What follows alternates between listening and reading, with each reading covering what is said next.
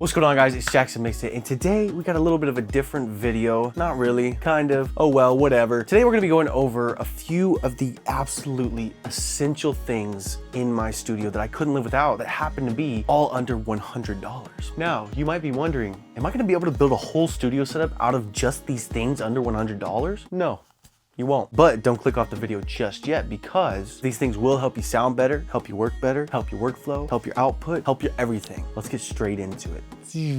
The very first thing that is under $100 that absolutely just helps everything is this right here. A beautiful elongated tripod. Now you might be like, but Jackson mixed it. What am I gonna do with that? I don't even make content. Well, you need to start, okay? And having a tripod like this that can be super tall allows you to just be really versatile and do unique things and position your camera / phone in great places for some great content. This was like 30 bucks off Amazon. Moving onward, this is a music stand, as you might be able to tell. And you might be like, what, Jackson mixed it? I don't play sort of classical music. Why would I ever need a music stand? So you can keep a bunch of papers on it and junk that you need to keep top of mind, you know, some just awesome stuff. I usually keep it right here next to where I sit, and I, you know, sometimes put my iPad on there. It's songwriting time, and say I've got someone in here, or I'm writing a song and there's a producer in here.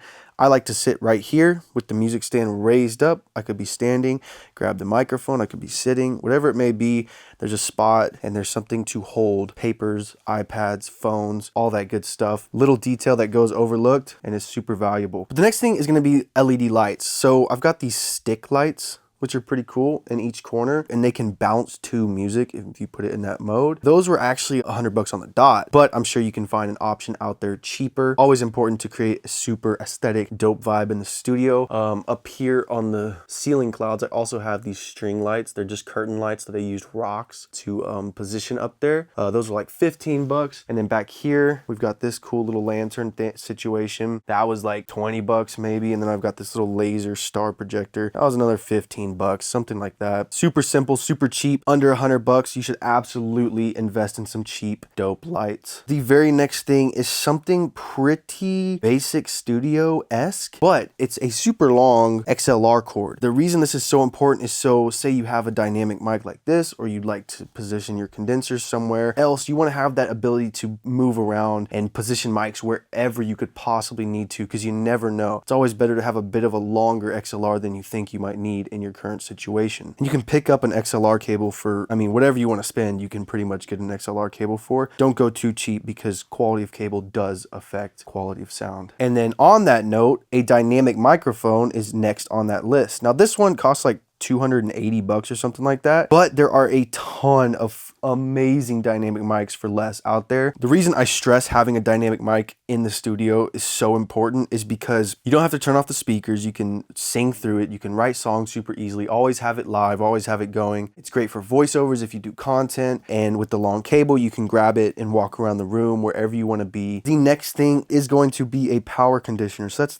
this black piece right here on the top. It's exactly what it sounds like. It's just got a bunch of outlets on the back, and you can turn the whole thing on via the switch right there. So the whole studio is powered by 2 power conditioners. So I just flip on that switch, and I also flip on that switch right there to get the studio completely powered on, all the lights, everything. And they protect all my gear from a power surge, power outage, whatever it may be. It's just better to have cleaner power, cleaner sound. Everything's made in the details, guys. So definitely get one of these. This one I got it for like 80 bucks. This next one might seem a little bit silly, but it's absolutely crucial, and that's going to be this bad boy right here, this desktop fan, which I got from Uline. Not sure how much it costs. I'd be surprised if it was over like 20 bucks, but yeah, just having a little desk turbulence going on so I can get some air moving. Having that there is just absolutely incredible. The very next thing is going to be this Gator Frameworks rack. Super simple. It's just a big metal frame. You can see all the gear hanging off the side. It's a mess back there, but oh well, this thing is amazing. And the price of racks and studio furniture is insane. So for these guys to come out with something simple